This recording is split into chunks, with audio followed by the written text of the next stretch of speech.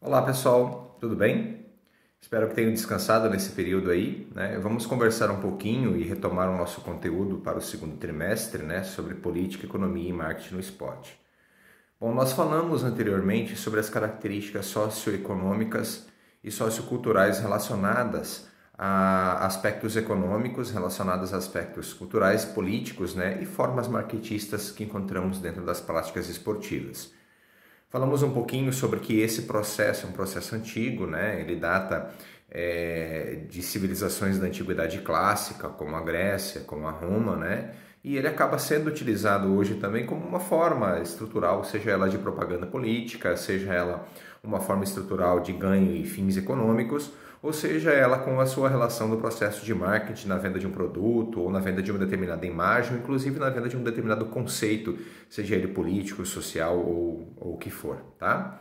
Bom, como eu disse para vocês, nós vamos nos utilizar do processo olímpico para entender um pouco como esses mecanismos acontecem e são aplicados dentro do aspecto social hoje em dia.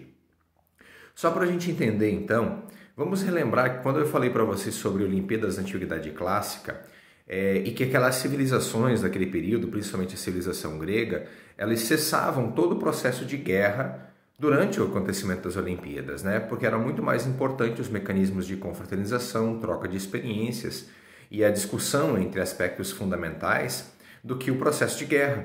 Então as Olimpíadas, como era um aspecto de ordem cultural relacionado a divindades também, elas tinham esse poder de impedir as manifestações de guerra naquele determinado período, ou seja, as civilizações paravam as guerras para fazer essas competições.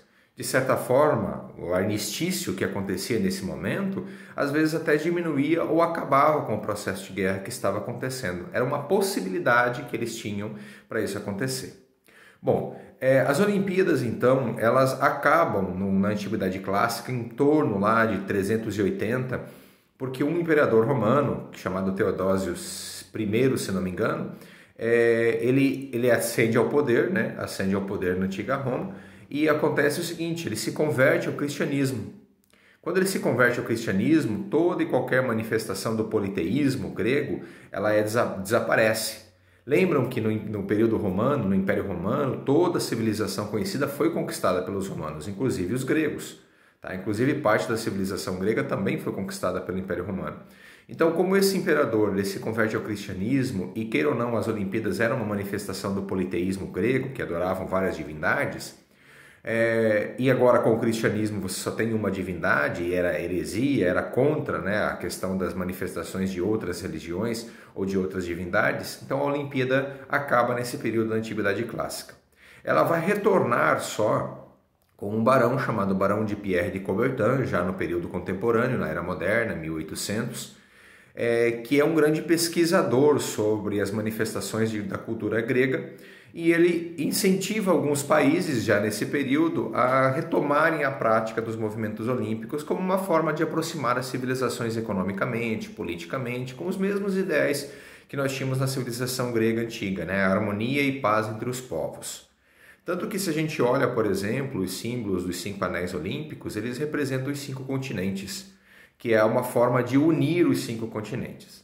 Bom, um dos primeiros detalhes que se contrapõem à ideia grega de Olimpíadas, já a primeiro passo, né, é que quando acontece a Primeira Guerra Mundial, isso em 1918, ela termina, na verdade, né, em 1918, acontece lá em 1900, se não me engano, 16, porque foram 2 anos de guerra, nós já temos, nesse momento, a característica diferenciada das Olimpíadas da Era Moderna, ou seja, as Olimpíadas acabam e as guerras continuam. Uma das coisas que a gente observa já dentro da característica dos aspectos relacionados às Olimpíadas é que no pós-guerra, no pós-Primeira Guerra Mundial, os países que na verdade perderam a guerra, né, a Alemanha, por exemplo, né, que também fez parte do grupo de pessoas que perdeu a Primeira Guerra Mundial, eles não são convidados para as Olimpíadas. Então já há o primeiro processo de boicote político que nós podemos observar dentro de uma manifestação esportiva relacionada a outros movimentos sociais, como no caso, né, políticos, econômicos, e nesse caso a questão da guerra. Quando a gente for analisar, e a partir de agora a gente vai analisar esses eventos que acontecem dentro das manifestações olímpicas, a gente já vai poder observar essa sensibilidade de mudança do comportamento social, de mudança do comportamento de princípios olímpicos relacionados à antiguidade clássica e que no período contemporâneo começam a apresentar uma manifestação totalmente diferenciada daquilo que a gente tinha como pensamento olímpico tradicional grego. Eles começam a envolver aspectos sociais, políticos, econômicos de uma forma muito mais sensível e de uma forma muito mais abrangente. Para vocês entenderem e a gente discutir o segundo momento, então, a Primeira Guerra Mundial é marcada por isso, né? Marcada por uma guerra muito sangrenta, uma guerra de fome, uma guerra feita com espadas, uma guerra feita com cavalaria, que deixa muitas pessoas maus, muitas pessoas amputadas, e marca esse primeiro momento. Então, ela termina em 1918, acontece em 1920 as Olimpíadas na Antuérpia, e já nas Olimpíadas de Antuérpia acontece já o primeiro boicote. Então a Alemanha, entre outros países que também fez parte da derrota da Primeira Guerra Mundial, já não fazem parte desses primeiros movimentos olímpicos.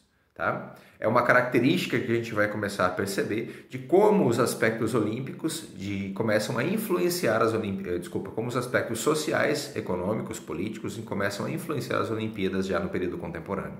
Tá bom? Um abraço, deem uma olhada nos outros vídeos para vocês relembrarem sempre o conteúdo e nos vemos nas próximas videoaulas. Um abraço.